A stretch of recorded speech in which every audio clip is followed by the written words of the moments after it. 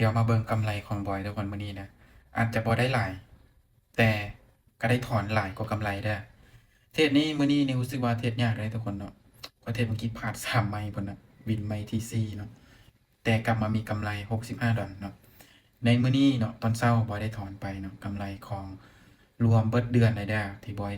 สะสมเก็บมื้อละ10มื้อละ20มื้อละ50เนาะมื้อละหลักร้อยเนาะบางมื้อก็ได้บางมื้อก็บ่ได้บางมื้อก็เสียเนาะ ได้ถอนไปแล้ว900กับ80เหรียญทุกคนได้เดี๋ยวมาเบิ่งเนาะว่าจะให้เบิ่งเนาะกำไรพร้อมกับประวัติถอนพร้อมนี่เห็นบ่ทุกคนถอนไป980จ้ะสดๆเลยเนาะฮ้อนๆนี่ถอนวันเสาร์เนาะ7:50เนาะถอนวันเสาร์เด้อ7:50เนาะเดี๋ยวมาเบิ่งกำไรบัดนี้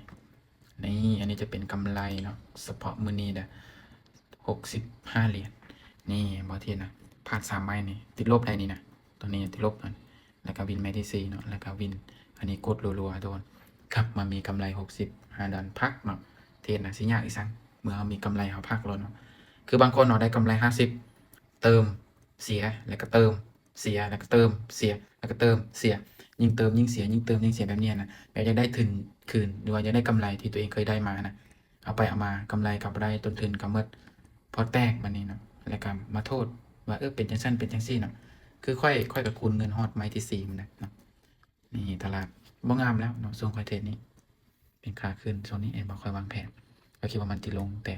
อยู่ช่วงไซด์เวย์ค่อยก็เลยพักเลยบ่เทรดเนาะ